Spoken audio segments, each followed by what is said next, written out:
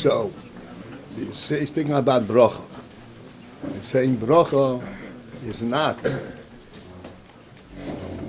to create a new fact, a new situation. It does not change, so to speak, the tzirufei oises that create the entity. The function of bracha is to bypass any obstacles, because everything has a source.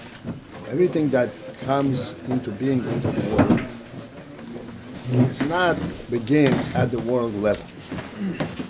It has what we call a nefesh, a neshama, a source, a ruchnistic source where this is all defined first, and from there it is drawn into gashmis, into mitzias. This is what's called from one world to another. The mashal for that is machshava and dibur, thought and speech. So this is something which we can readily recognize, that speech is not created at the moment of speech. Speech has a profound source, inspiration behind it, a living inspiration that gives it a presence. And when it comes to the actual act of speech, this is merely revealing and bringing out that which is contained in the machshava.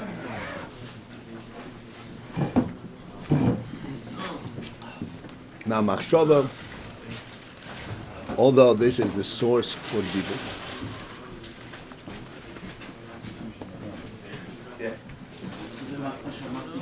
it is not merely that the words of the dibur are contained in machshava in a quiet manner.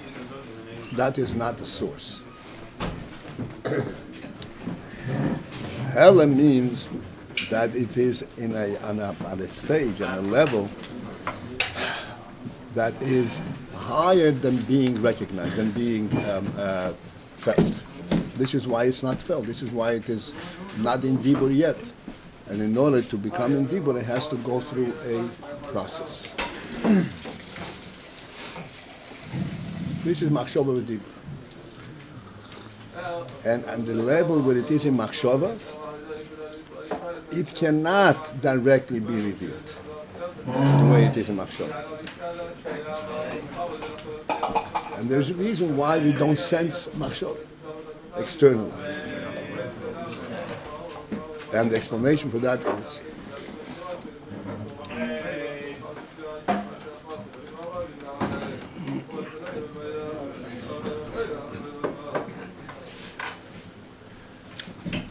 the principle that we have oisius hadibur, where we actually hear the words, and then these words carry a message. In dibur, we hear the words, and then we get the message. It is not the message that we hear. It is the words. In order that it should come down to, and this is the only way, this is the only way that it can be transmitted to someone else.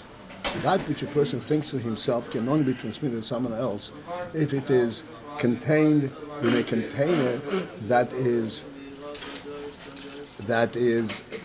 on a common platform.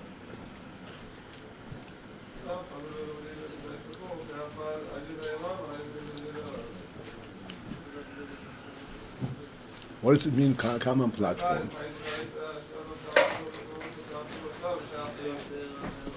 When a person thinks of a thought, as we're going to point out in inside, the thought is actually drawn from the nefesh. There's a life behind it. This life cannot possibly be sensed by somebody else. This is entirely internal to the person. And in his thought, that life element, that reality, that spirit, so to speak, the inspiration, that is what inspires the thought, the words of the thought. This inspiration cannot possibly be known externally.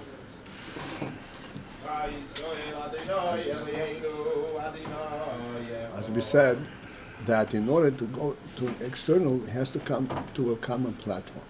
Where is the common platform between two people that they share? It's in Gashmis.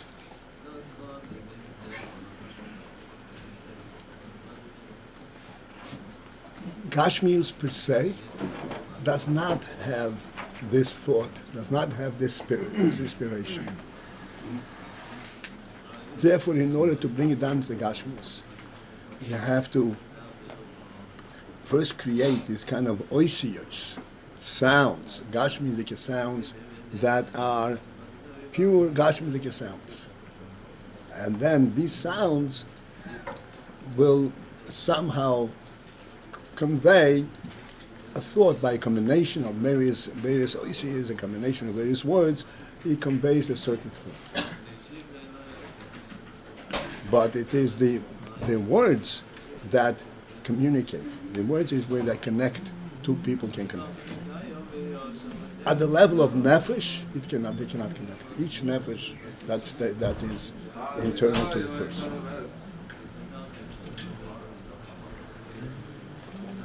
This is what we are saying here. That machshava v'dibur, this is a mashal for the two worlds of briyah and yetzirah.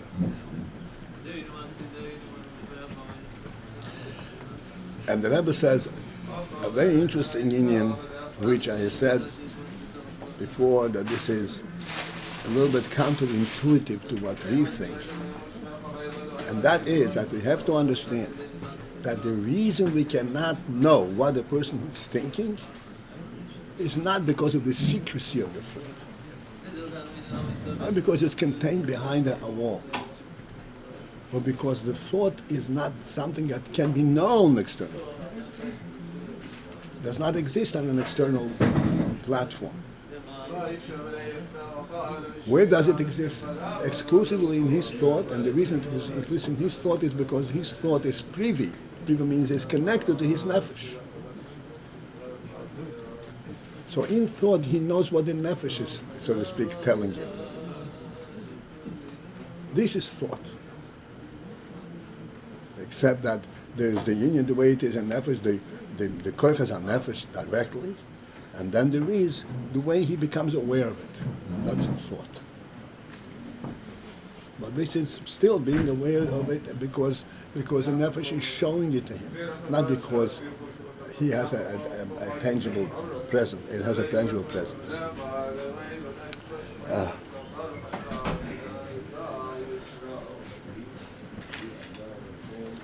And therefore he says,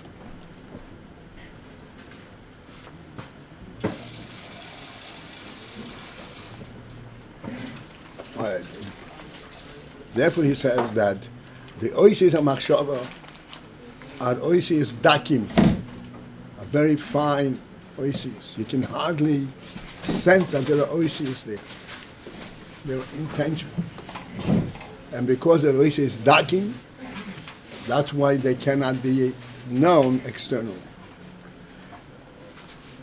And only these oisius dakim are capable of sensing the oir hanefesh.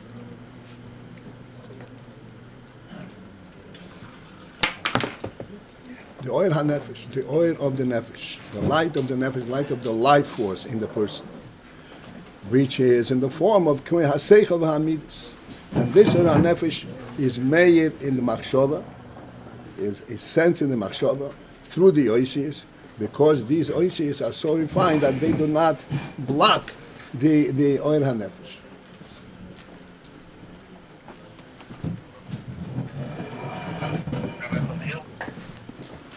Yeah. Can I ask you a question, or is it not a good time? You could, because I'm debating, should I go back, or this introduction will be sufficient? Hopefully it'll be enough. Go ahead.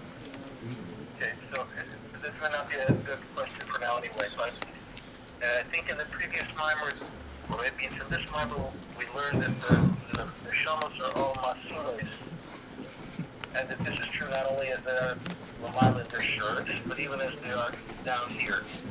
That's just the goof that separates them. They're all masu to each other.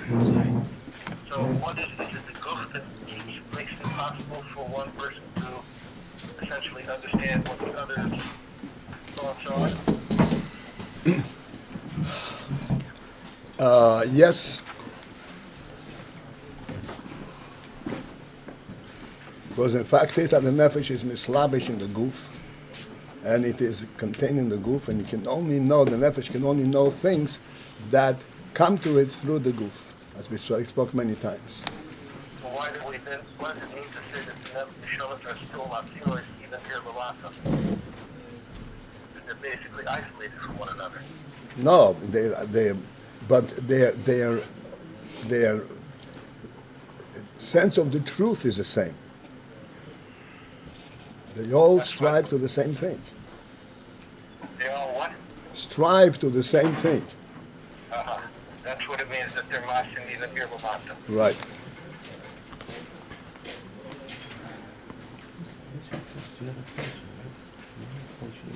All right, we have to best through this. Okay, so we're beginning at the line that begins Gamkin Oisies. Gamkin Oisies in looking at Ayin. He said the Oisies in Machshava are Ruchniim. The line begins with Gamkin. They're Ruchniim Ayin, and the reason they're Ruchniim is because the oil that's contained in the oisies is an oil hanefesh. Is a living oil. And these oisies have to be are imbued, permeated with this life element.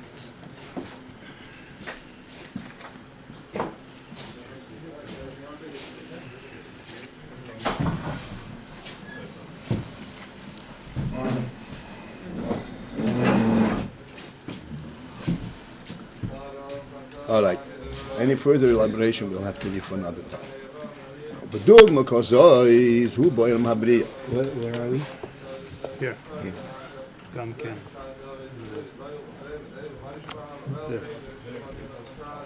B'dugma kozois hu boil mabriya. This is an example, a moshel for il mabriya. Machshov. Hanivroyim d'shom, where the creatures that are in that world. Einam adayin b'bchinas mitzius mamush. They are not as yet in a state of mitzius mamush. They cannot be referred to as a mitzius mamush. Translation: an actual presence. What does that mean? A little further. Lihayois b'bchinas yesh murgosh, that they should be in a state of yesh murgosh, a yesh that can be tangibly identified. This is the pshat that is not Metzius Mamash.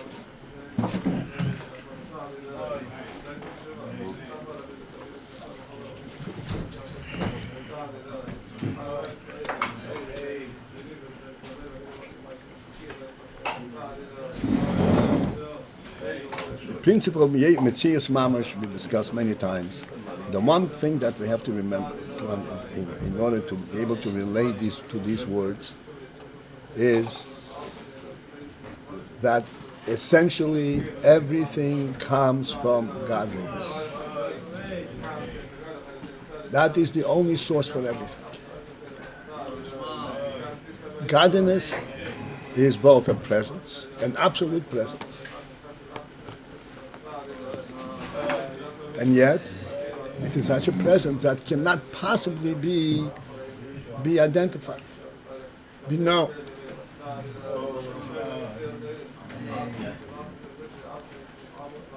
To put things very clearly for us, a presence that can be known becomes known at the moment of its being, becoming a presence. For example, if we want to, how do we know about the presence of this table? Because there is a place where the table is not. And then as we come into this table and say, oh, here's where the table begins, now I see there's something here. Something that has no beginning is not and cannot be known. Knowledge and seichel can only be something that has a beginning. Godliness does not have these parameters at all. It's a motorish mamsi kol nimtza. It's a first being that did not come into being. Therefore, godliness is not in the realm of knowable presence. And then from godliness is created all kinds of different things and different levels. And one of them is called Olam HaBriyah, which is a real creation.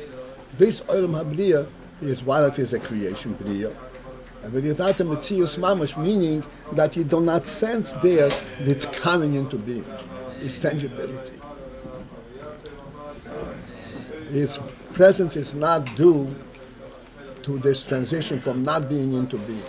It is a presence that speaks about the truth rather than the transition from not being into being.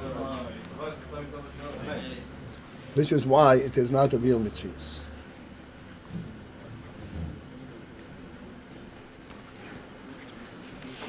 This sounds like a description of Atzilus. No, this is. All right, Liborach.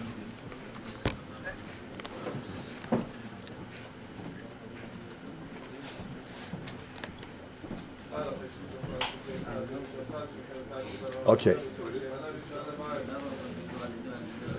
All right. So you asked about Yesh or Rishon. So this is why we're starting here. So Olam HaBriyah Nivroim B'Shom Einam Adai B'Chinas Metzius Mamash. They're not as yet in a state of Metzius Mamash. Lihiyos B'Chinas Yesh Murgosh, so that they can be referred to and be identified as a Yesh Murgosh, as a sensed Yesh, as a tangible Yesh. Lihiyosom.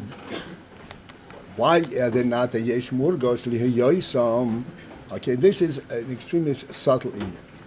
Lihiyosom being that they are Bechinas Hayesh Horishon.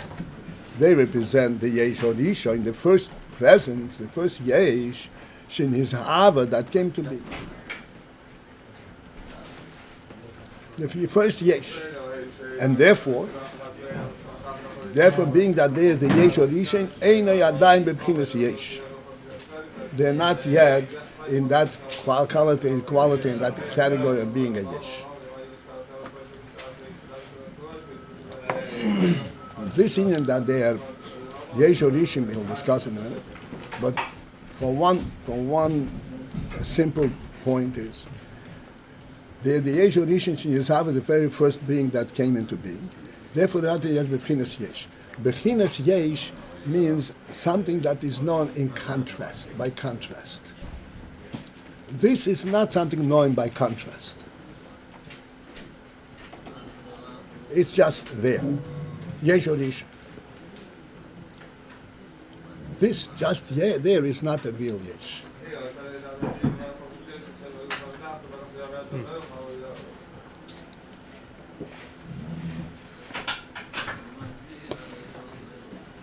Interesting. In a way that yeah. This is called yesh orish shenizhav. Ukmei shekosu harambam. And as the Ramban writes, Chomer HaHiyuli, regarding the Chomer HaHiyuli. Ramban actually over here quotes it from the Greek, that they call it the Chomer HaHiyuli. A Chomer means a material, a raw material, but it's a raw material that's called Hiyuli. Hiyuli means that it's not just a provider for a presence, not in itself a presence.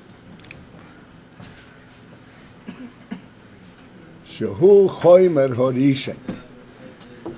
So the Rambam explained that chomer yuli is a chomer horishen, the primary and the first material shenizhava meyayin v'yefas hamuchlot, that came to be meyayin v'yefas hamuchlot, from total nothingness. We'll have to find out places. Impossible. Ayin v'efes hamuchlot. It's with ayin v'efes hamuchlot. Ayin v'efes hamuchlot, total and perfect nothingness. Perfect nothingness does not mean it is not a nothingness. It means it is the fundamental truth of existence, and thus it does not have any identity. This is what we always repeat. We all have to, from time to time, reflect on this, and to understand it is really impossible because this is really beyond seichel. There is a first being, a true first being, which is not preceded by not being. What kind of being is it that is not preceded by being? Absolutely no way to describe it. There's no way for us to conceptualize it even.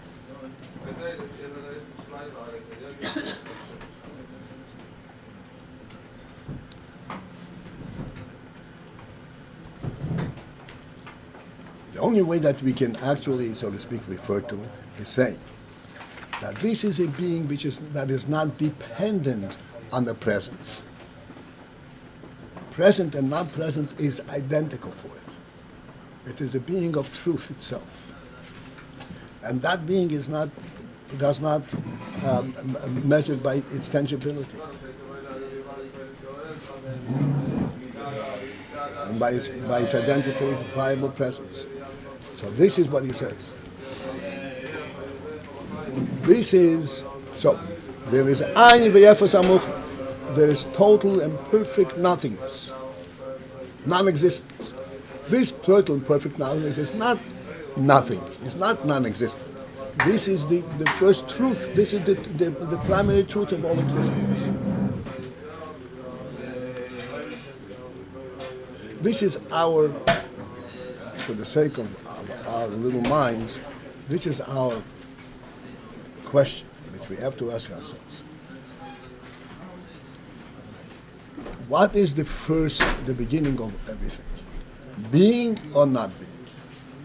Did everything come from not being, from nothingness? How did it become a being? What is the primary truth? Yes being, yes or no? So we're saying no. The primary truth is yes, but this yes is not a mitzvah.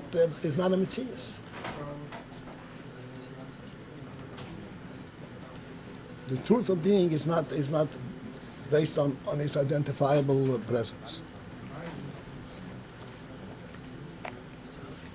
The world and all its greatness and all its depth is merely a creation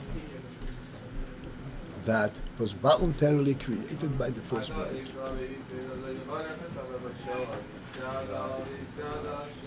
As true as it seems to us, it is something which does not have a fundamental reason for being. It is there because the Creator wants it to be.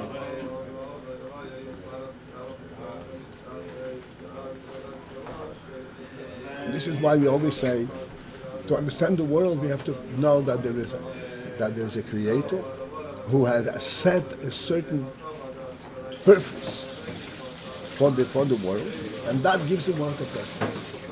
Because that correlates the creator to the world. Otherwise, the world is totally a non-entity. All right. So coming back to the words of Chomer Horishain. Chomer Horishain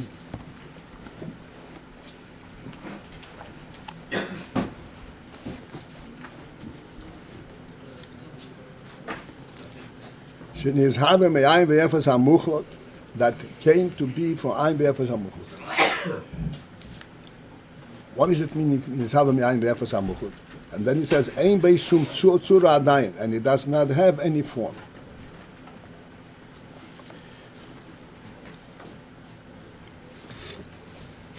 It means that what is in fact represented by this Chomer Horishain, what are its parameters for being?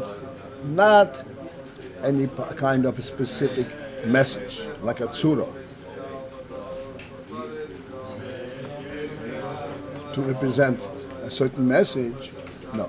All it represents is that the Ayin V'Yefes, that this nothingness really is a presence. This is what the Chomer Horishain represents. This is why it has no form. Because its only message is that the Ayin V'Yefes really is a true presence. If not for this Chomer Horishain, the Ayin V'Yefes would be completely unobtrusive, completely unknowable. Chomer Horishain say, no, there is something there to know.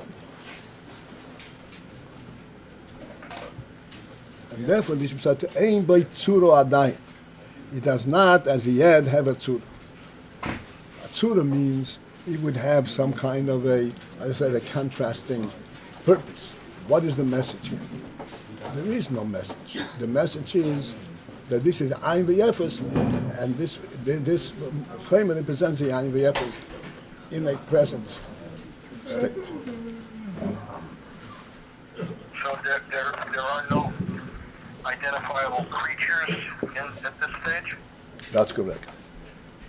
Identifiable qualities at all. This Chomer Horishain is a full representation of the Ayin V'Yefes in a yesh state.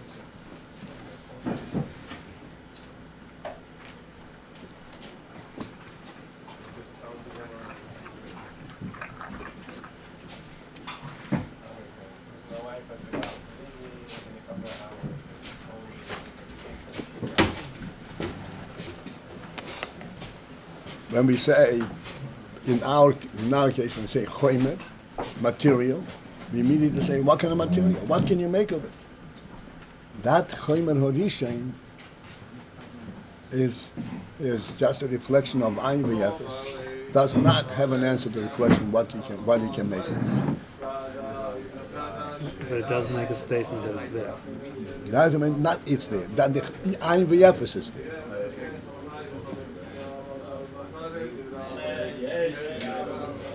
You understand the difference? That's what the Chomer Horishain is. This is why it's called Chomer Horishain, and it doesn't have any tzura, because this is still Chomer Horishain. This is the very first message that the Ayin V'Yefes, that there is Ayin V'Yefes. Okay, for those of us who are interested in this philosophical dissection, this is the best we can do. Those of us who are interested in what? What? What did you say? That those of us who are interested in what? In philosophical dissection.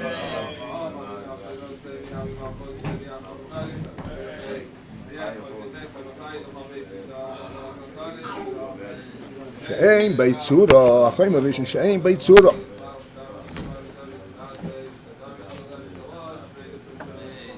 The Chomer Horishain does not have a tzura. Why doesn't it have a tzura? Mipnei she'ein yadayim bebchinas mitzius dober. because it is not in the category of a Metzius Dover. Metzius Dover means that, as I said before, Metzius means in contrast. It is this and not that. The Chomer Rishon does not have the union, it is this and not that. As a matter of fact, it represents the Ayin V'Efes. But it represents the Ayin V'Efes in a first being, in a presence, rather than Ayin.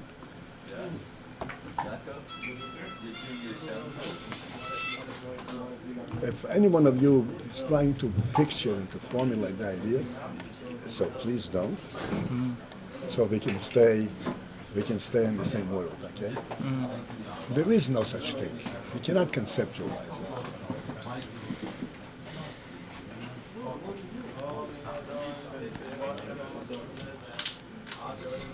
There are certain things that, so to speak, with our seichel, we can know, but not know by identifying, but by contrasting to that which is knowable. And the only thing we can say that this does not have these parameters. This is an important process.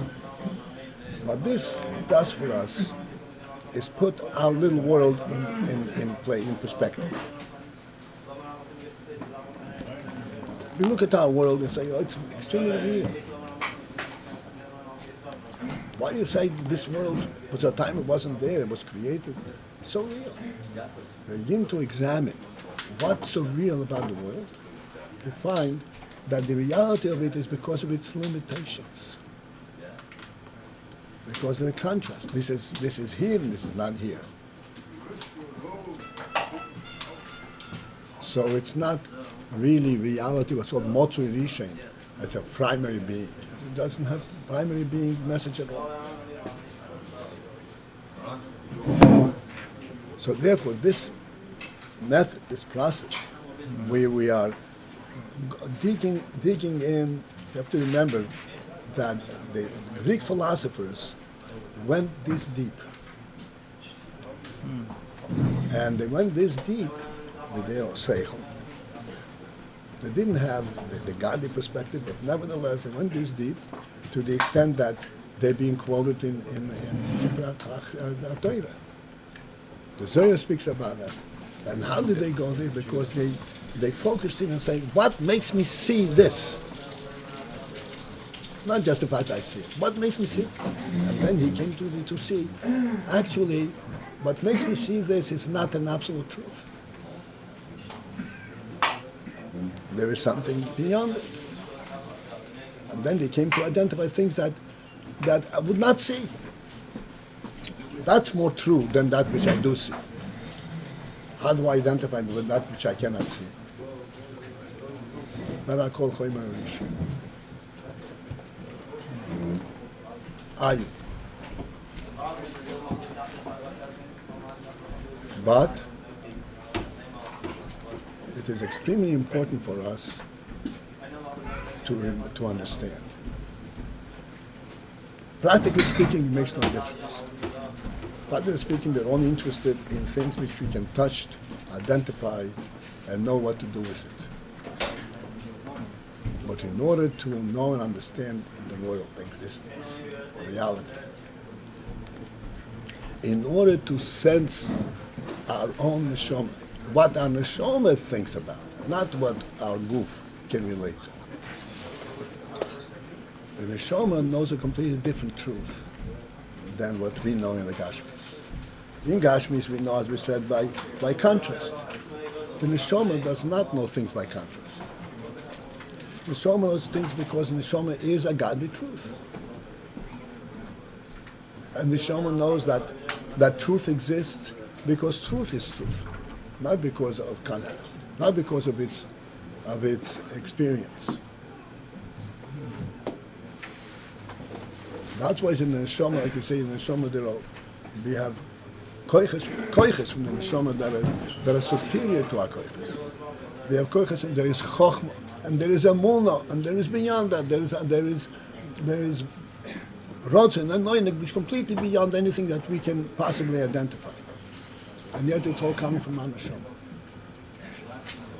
Because the neshama really is a spark of a godly truth.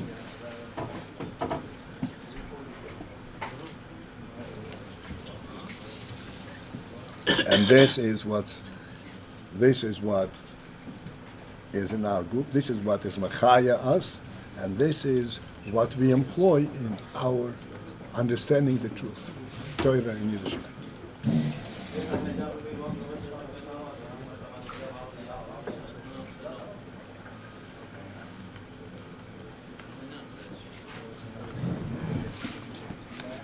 Okay, now we continue on. These couple of lines contain never-ending nuances, but we have to go on. She said that the whole mitziyus. Okay, we're on the line that begins Shum Tzura Adayin. That's in the middle of the page, Nun Dal. The whole mitziyus behechrech a mitziyus. If it's a mitziyus, if it's a presence, behechrech, then it's imperative sheyeh beit tzura, that it should contain a tzura, a form. Why does it have to have a tzura? V'hainu tziyur mitziyus, which is the tziyur, the form of its presence.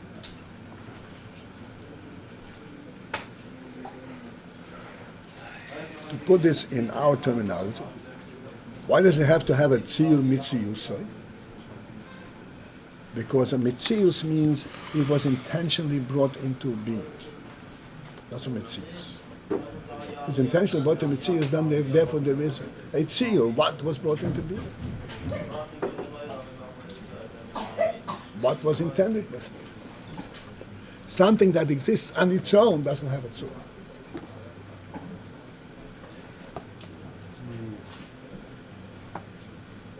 But that is not a mitziyus either. It's not definable by presence.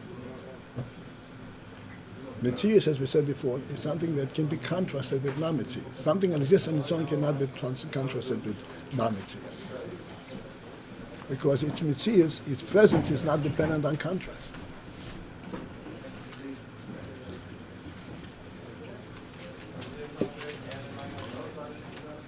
Chaimer HaRishon was not in the category of an intentional. Right, Chaimer HaRishon, you said, this is the Chaimer that represents AyinBase. So therefore, it has to represent something that exists on its own, without being created. Right. That's why it's a Chaimer HaRishon, the first Chaimer HaRishon that came in AyinBase. It came in AyinBase, clearly it did not have a design what it should be. AyinBase is identified.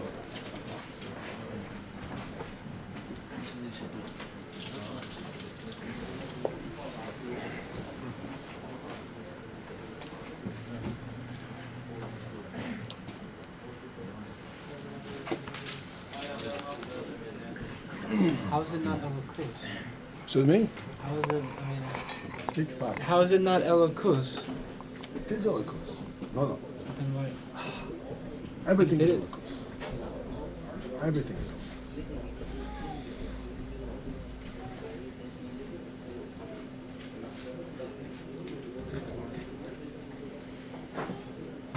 Except that there is this which conceals the elokus and this which does not conceal the elokus.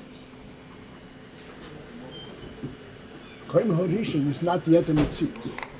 Therefore, what makes it be? The truth of being. It is not elokus, because elokus is not a chaimer at all. Elokus is AyinBase.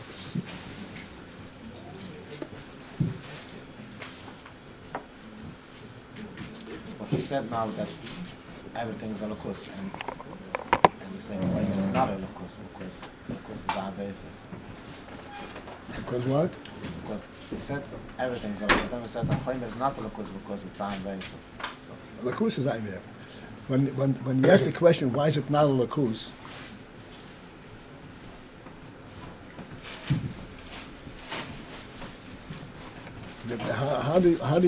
How do you understand that question? everything is from Hashem. Everything is What? because everything, there's no existence. That's why I without answered. Hashem. Everything is from Hashem. But then we said that. One second. Let me explain what that means. Everything is from Hashem.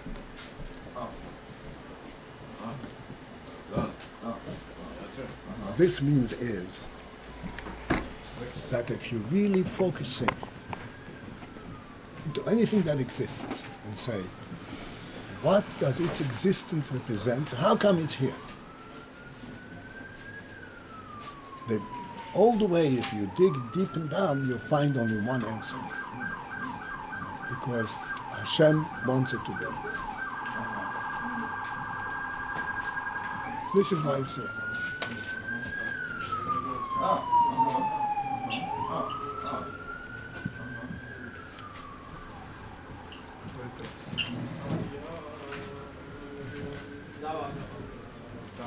Therefore, everything represents Hashem.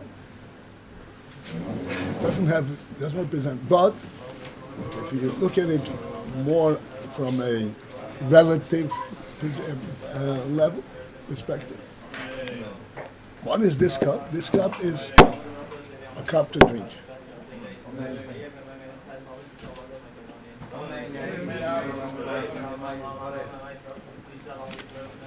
This is what made us make it.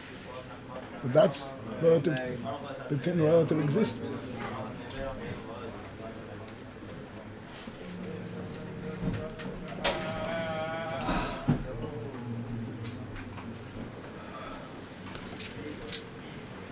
We always say that as we are experiencing our own environment, we see that the chair is standing on the floor and the floor is held up by a beam. And we actually know that the floor is held up by a beam, even though we may be 100 stories up. We don't say that we are floating in midair. We're being held up some kind of a logical manner.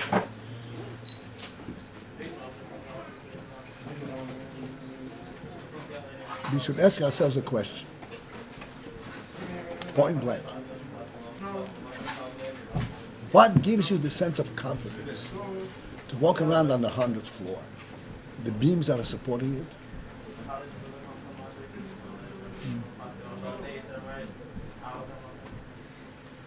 It'd be very scary if you thought about it like that. Impossible. You know why?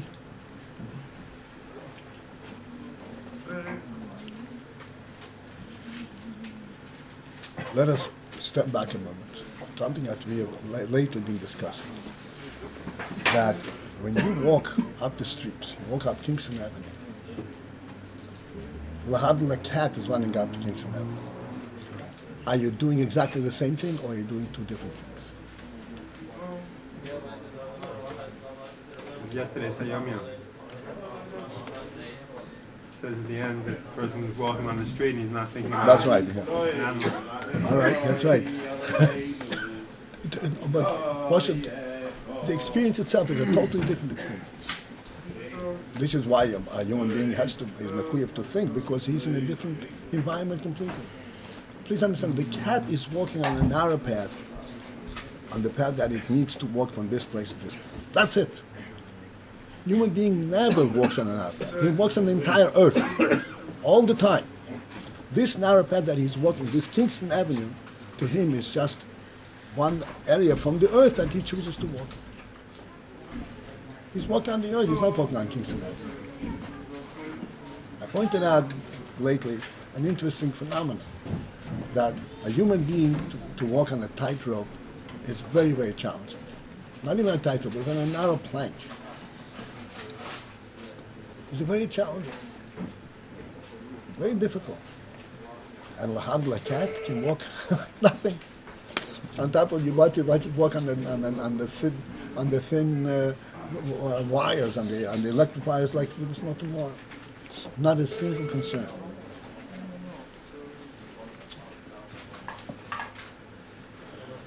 What's the secret? What's the difference?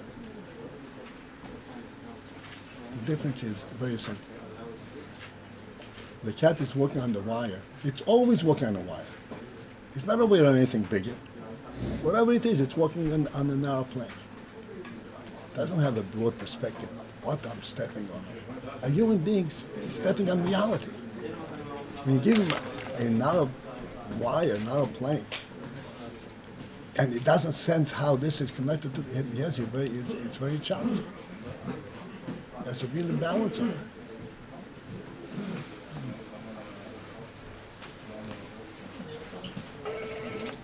All right. So coming back.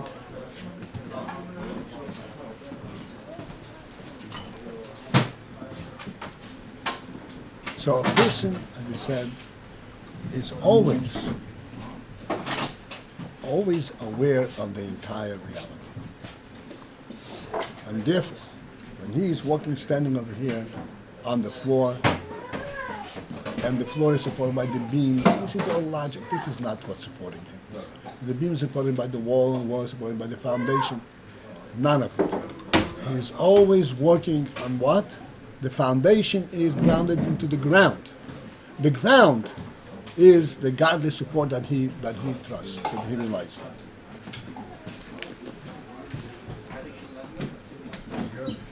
The ground is a completely different realm of support.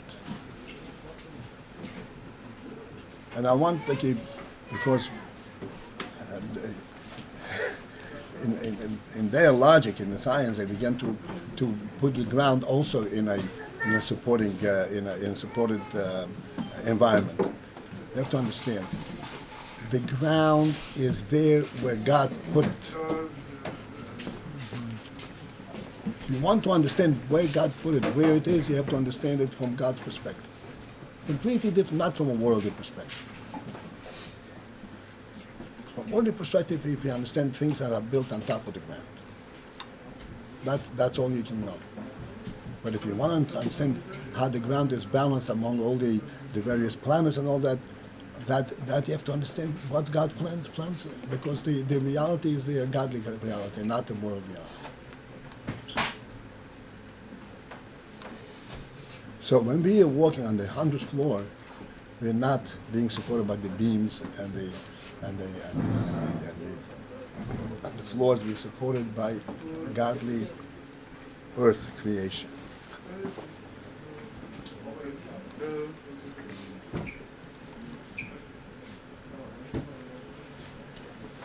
This earth, so that the beams, the floors, we can understand what they are doing there.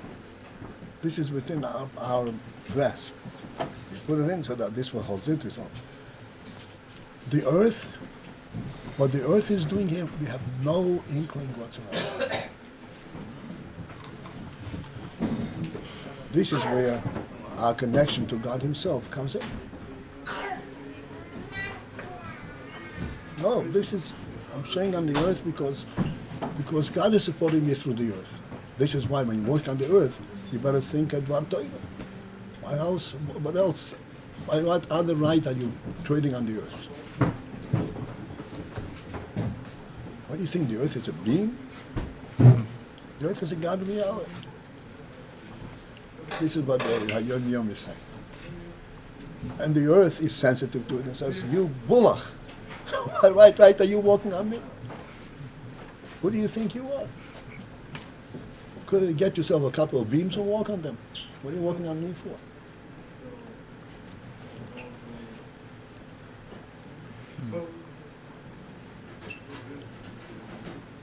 All right.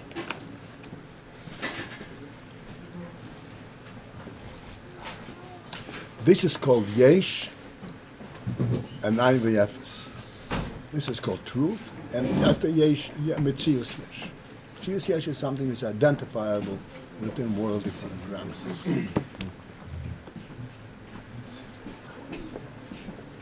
And Chomer Horishin is not in that category. Chomer Horishin is clearly saying that this is a godly presence.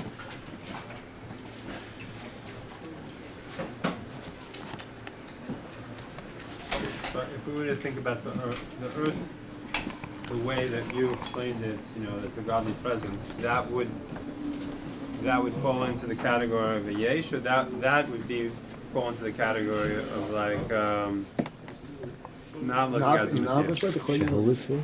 That would be a mashal for Chaymer Arisha. This is, this is the first creation. Why is it there? Because God wants it to be. There is no basis for it. The earth here? The earth here. Physical, though. The Chaymer Arisha here is describing them. No, I don't think sure. Of course it's not.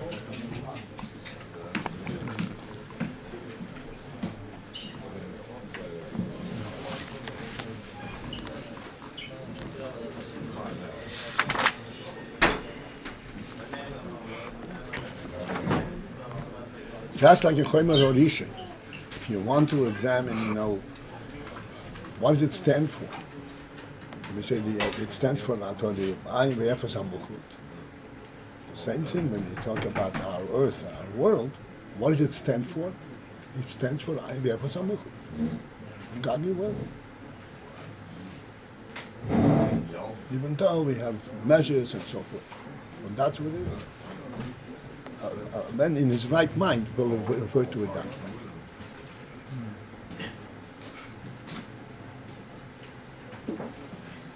This was Avraham Avinu's question. What was his question? Not how they were sent. Where is the Balabais?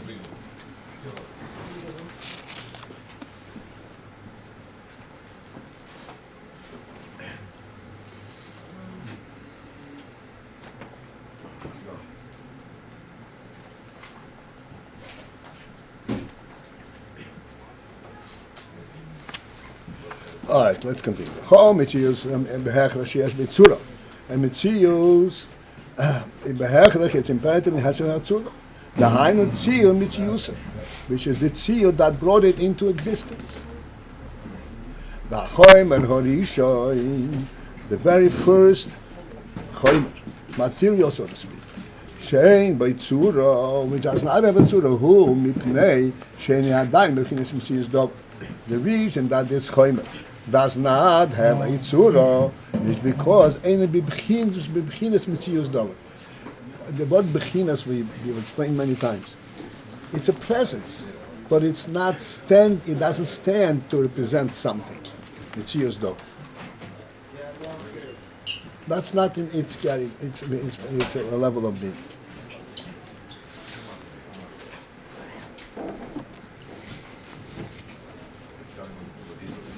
Okay, right. Zeho gam ken shenikro toihu.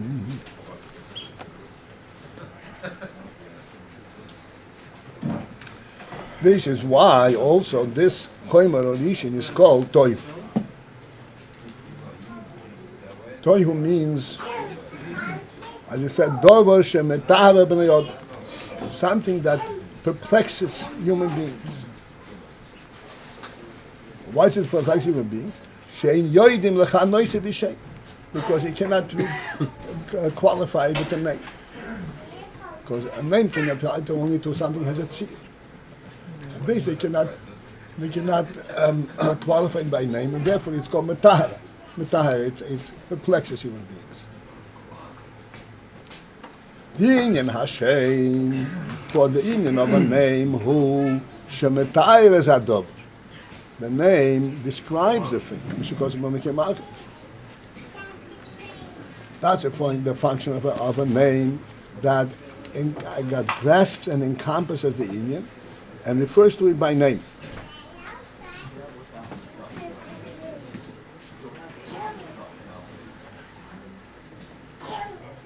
V'zehu, and this Inyan that you can be metayr, describe it by name.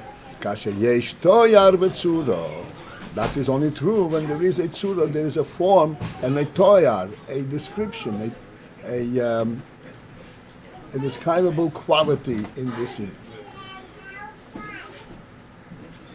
That's why then you can give it a name.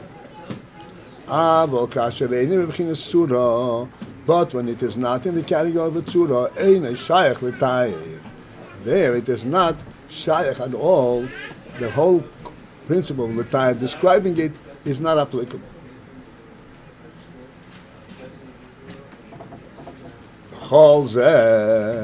all of these points that we brought out, Ihu mipnei she'ein b'mtzius dover adai. It is due to the fact that it's not in a state of mitzius dover.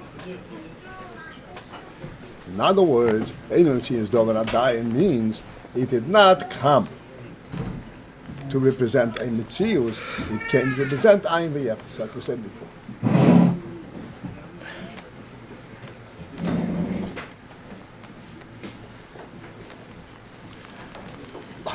Okay. Okay, so this is, we went off to talk about Chomer Holishim, to speak about a presence that is not b'chinas mitzius dover.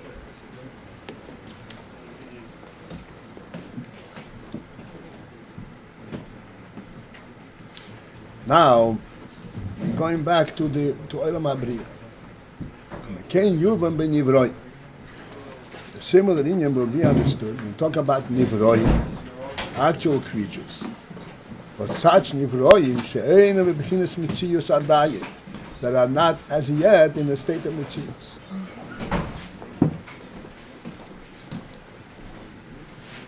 We'll have to discuss this in a moment. Ve'al kein, and for this reason, gamke nikroyim amodis kasyo. This is why the Nivroim are called amodis kasyo, the concealed world, shein b'mtzius murgosh.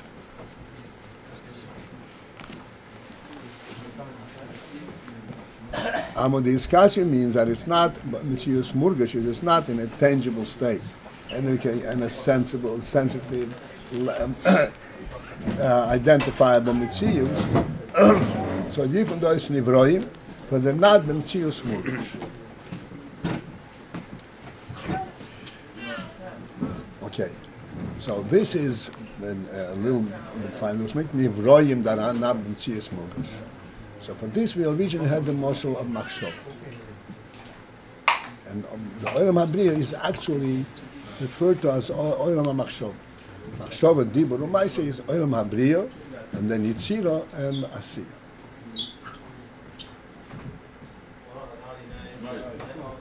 So Olam HaBriyah is called Olam HaMachshov.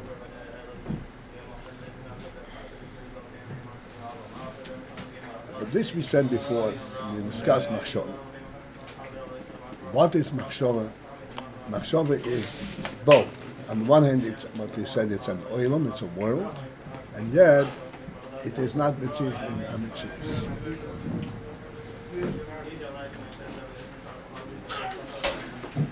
What is the difference between the oasis in machshava and oasis in dibur?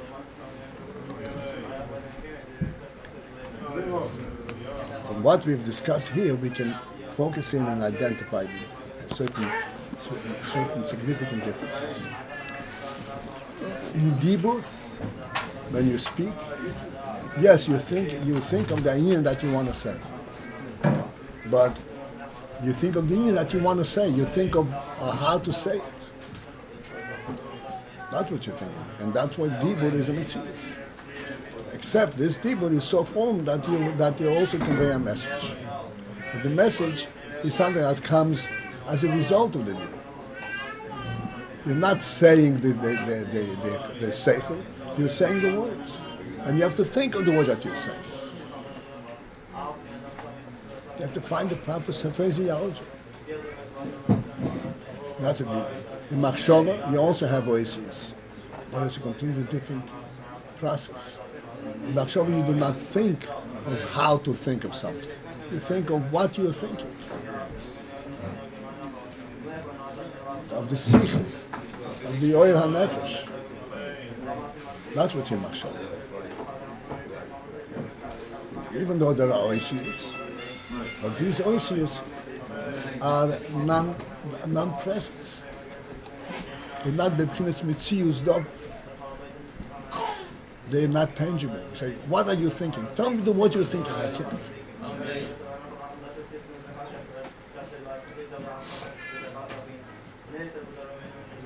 Sometimes it's even difficult to say what I'm thinking about, because the thinking about, what am I thinking about? The thinking about is not the thought, it's the seichel that's behind it. I'm involving the seichel, not the thought, or the midah. certainly not the Yoshis. And the point over here is a very important point. Machshava is actually, as we speak of it many times, is a window into the nefesh. Machshava is not an action, like a dibur or ma'aseh. This is why it says, I mentioned it a long time ago, Machshava mishetet stomach. Machshava is fluttering all the time. There's not a moment in a person's life that there is no machshava. As long as he's alive, as long as his neshama is in his good, he's the need for machshava.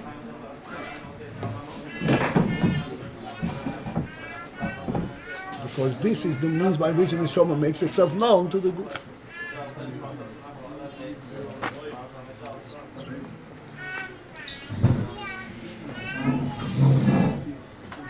But what you're aware of is the neshama element, not the oisius. Why say they're oisius? If it's a window, why not just say it's the view itself?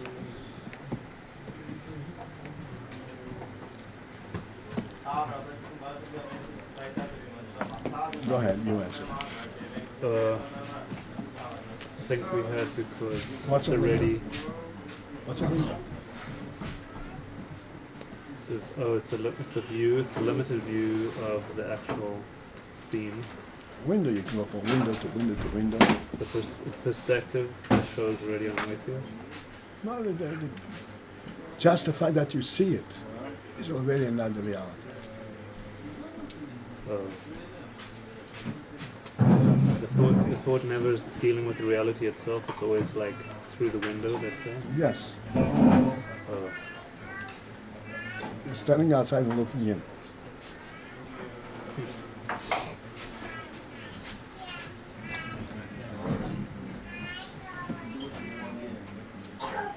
That's thought. Remember we discussed the difference between koiches haseichel and needles and koiches makifim, what's an anointing.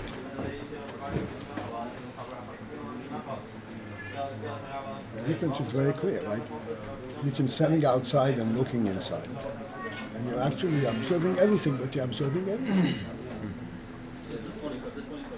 Everything that you see, you're actually experiencing seeing it. But then you can be inside of it. You're also experiencing everything. Everything is there with you. But there's not an identity at all. You don't even go through machshava. You're aware of the whole room, but you don't know anything.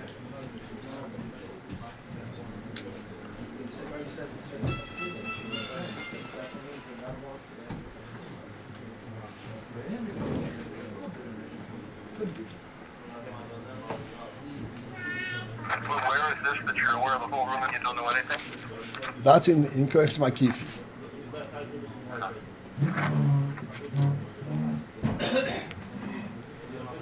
Okay. All right. And Kodex Makifim don't come into this muscle that we're discussing about Machshava or Right. No. briyah and in the AyinBase, this would be higher than briyah or yetzirah. Right. Okay. All right. So we unintentionally got involved in very complex inyanim, but be that as it may. So this is all to explain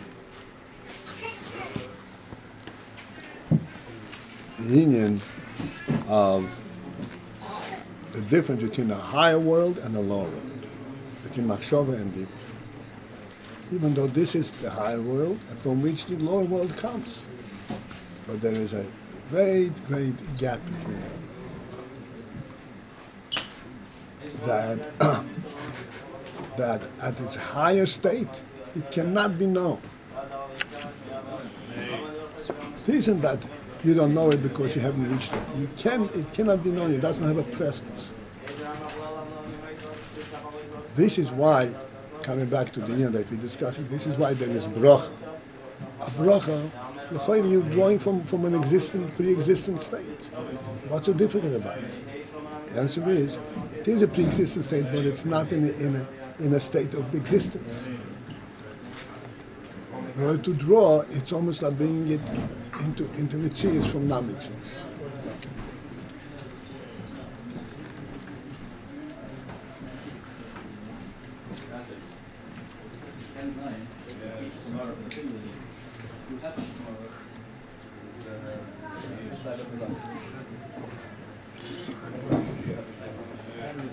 The thought is not in a level of a metzius, but the thing that the thought, or whatever the thought is looking at, is very much a real metzius, right? You know, the truth itself.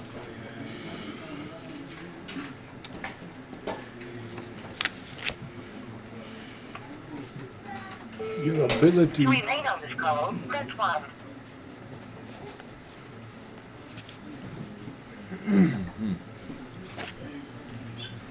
Your ability to know it, which is a seichel, is a roya nefesh.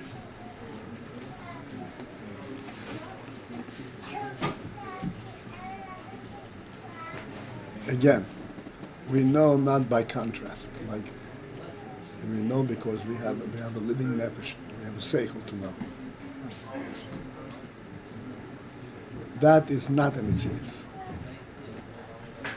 Become a metzius in machshava. Just because we explained in Neshama, the Mahus Metzius Davar. In the last moment, we made a big point of this. So I'm trying to. I can't compare these things. Two different contexts. Right, absolutely.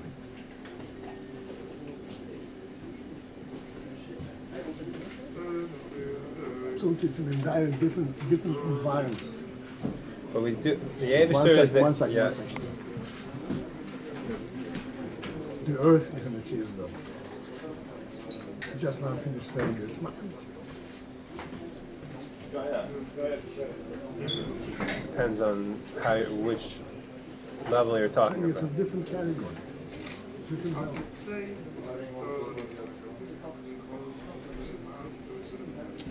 But there, when you say metzius dollar mamash, it means it's a reality. It's a godly reality. And it has capability of creating things on its own. It's a completely different concept. And here we're saying. It's saying it's limited. It has only metzius dollar.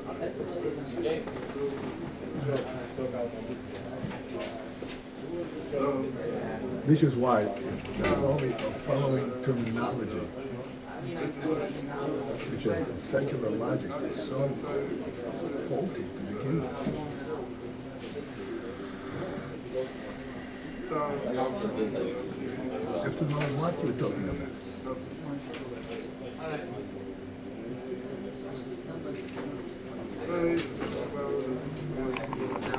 Okay. What's the Oynigaritz? What's up there? What's Oynigaritz in Kol Kochas Makif? Isn't that felt in turning in the person?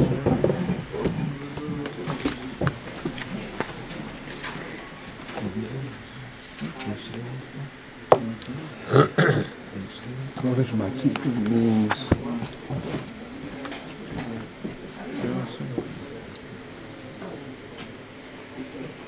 that there are no specific things that you know in them. It represents a complete reality.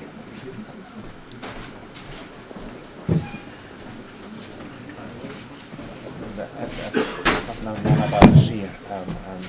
What? It's not about the shear, but the Shabbos there. Someone said over that there was a chusset. The first name was Zesmer. It was a chusset.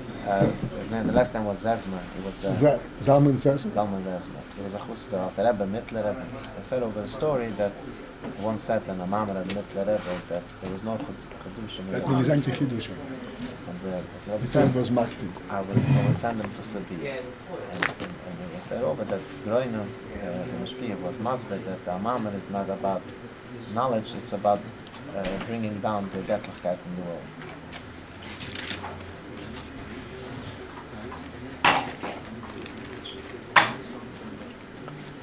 Yeah, but that also you have to understand. Go ahead, so. Oh, so someone asked what in bringing it down.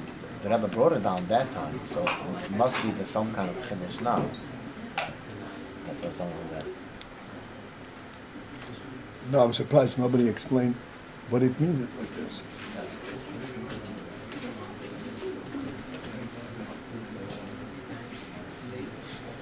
That's as we're talking about right now. Machshava and Dibur.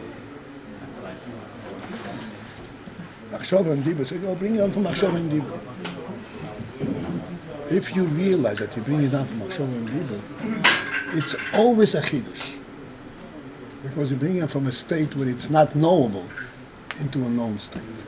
And if you really sense it's not knowable element, how it comes to Machshava, it's always a Chiddush.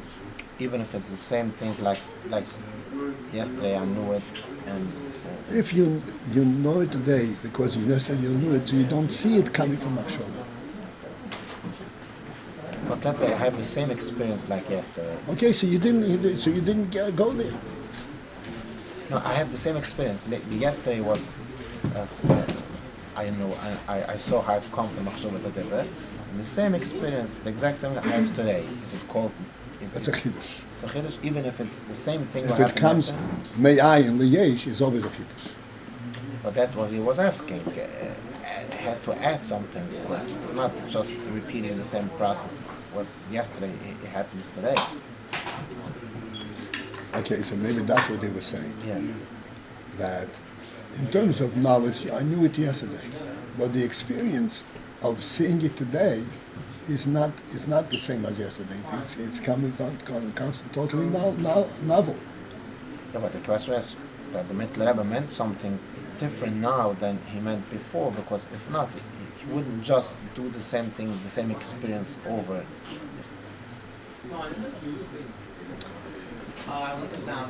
An experience from Yesh Yayin is not an experience. If you relate it, you see that this Yesh Yayin is not an experience. Yeah, if you base it on experience, then you're into your state. This is not an experience. But Ayin B'Yafos HaMuchot is an experience.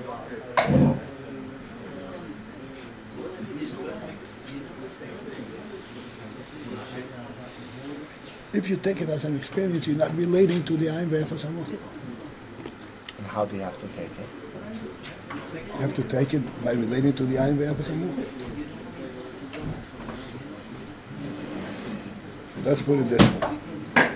Like we said before, the earth is still Eretz Amblima. So I know the earth is there because the Rebbe wants it. Tomorrow I'm learning it again. And I look at the earth and say, oh, the earth is there because the Rebbe wants it. Wow, wait, I thought the earth is there. Then I'm relating to the truth. But I'm going back to the earth, oh, the earth is there. Oh, you know, the Rebbe wants it. Oh, I know because from yesterday. Yeah, because I know the Rebbe wants it. That's not experiencing that truth. Because the fact that you say it's there because the Rebbe wants it means you define all natural law.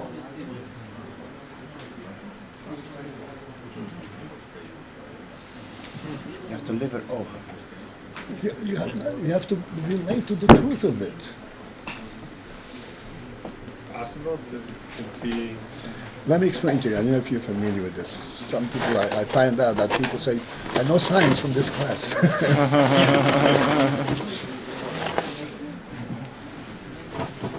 In the world, they don't stop at the earth. So you know what hold the earth at in place? There are all kinds of planets all over the place. And the earth is suspended right in the middle between all the various gravitational forces. This is what the earth is.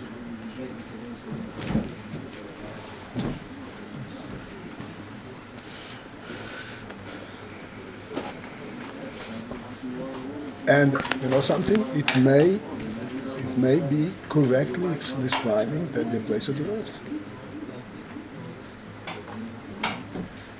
But is this the correct way for the human being to know it?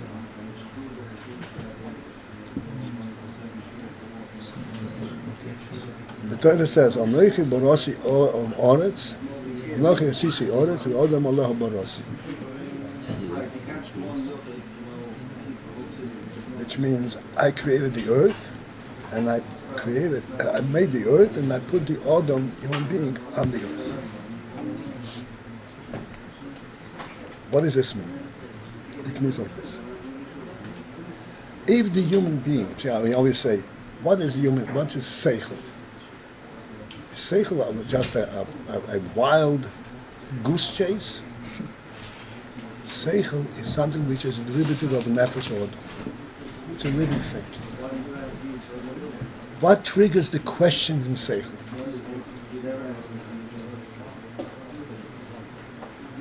What triggers the questions of seichel is his nefesh, his neshama. What is going on? Yesh bala bayis libirus. A question that has no basis, has no neshama trigger. It's not a question for a human being. For an idiot.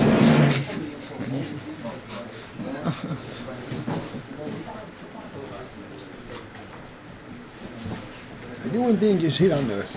He knows that he has a duty on earth. How did he get here? Oh, the Rebbe should put him here. And what is his duty? This and this and that. Then he's talking like a human being. What's a human being? What is seichel? What is a seichel? Human seichel. Like I said, there is intellect and there is instinct. Where does this come from? That's an instinctive question. What is this about? That's an intellectual question. A human being doesn't ask instinctive questions. He asks intelligent questions. Because here there's a reality. I am here. What is this about? If we live like human beings, we have to use the seichel of human being. So then when you see koich halaki, then you say, wow, man, this is koich halaki.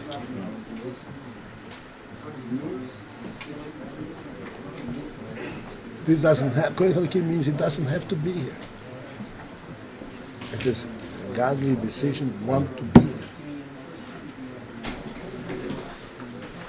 Thus, this is human seichel. That's what he said. He said in this mimer, he says that the oil hanefesh b'seichel u'midas, not oil haseichel. Oil hanefesh b'seichel u'midas. Seichel can go wild if it has no living souls behind it. You can ask all kinds of stupid questions. But if it's an oil haseichel that comes from oil hanefesh, can you be focused? What am I pursuing? I'm alive. I'm a nefesh. What is my life about? That's where seichel comes from.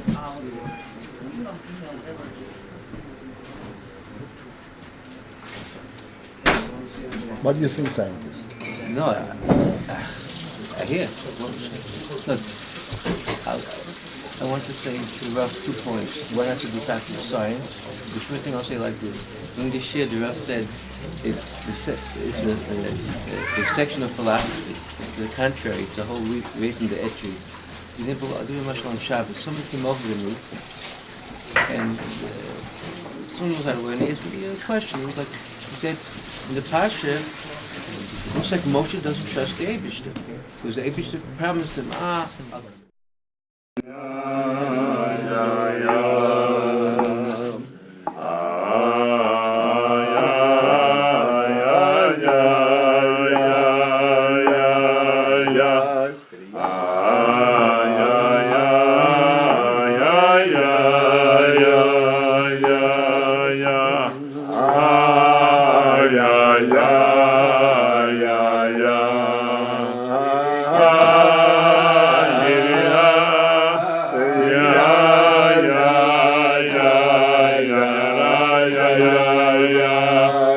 Ayin.